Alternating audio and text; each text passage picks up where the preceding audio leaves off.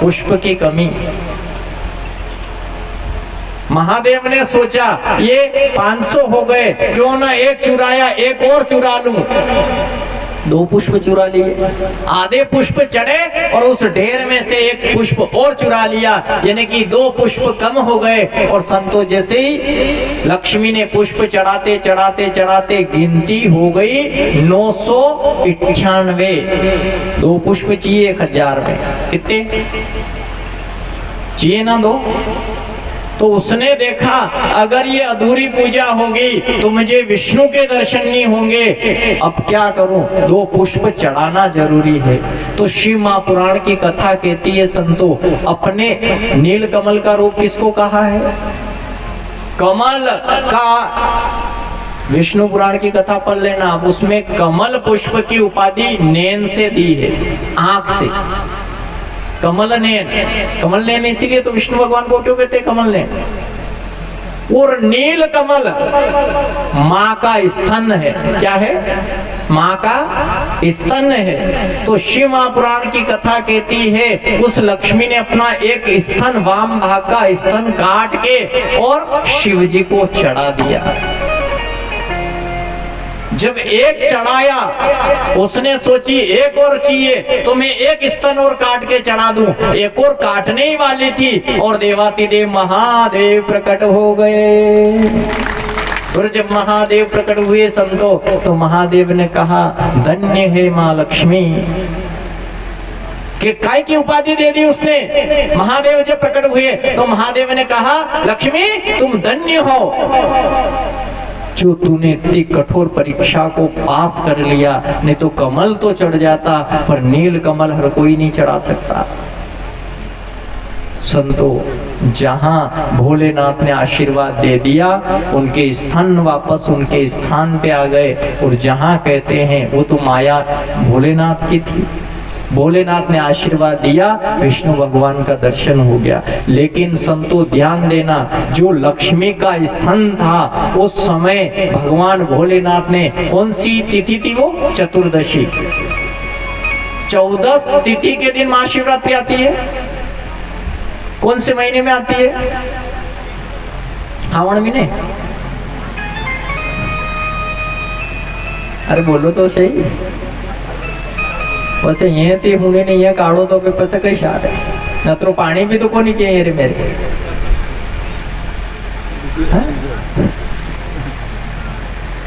बोलो बोलो, एक महीना तो बता दो, हम तो महीने में जानते भी नहीं है कौन से महीने होते हैं।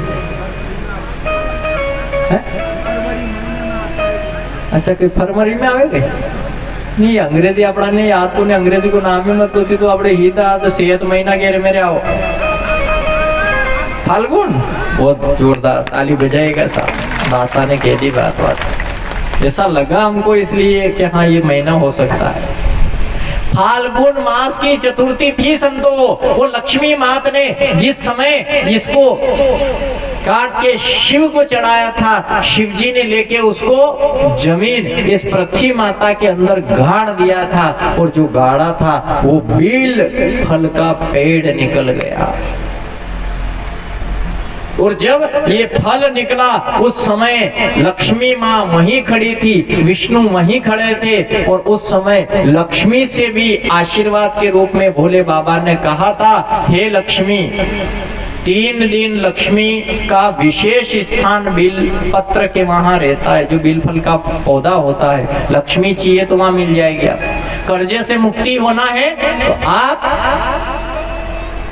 आपसे अगर श्रद्धा बन जाए तो कम से कम आप 7 सोमवार तक बिलपत्र के यहाँ चावल, तांबे की लोटी जिसमें जल, पीसे चावल, हल्दी, कर्ज मुक्ति की कामना करते हुए।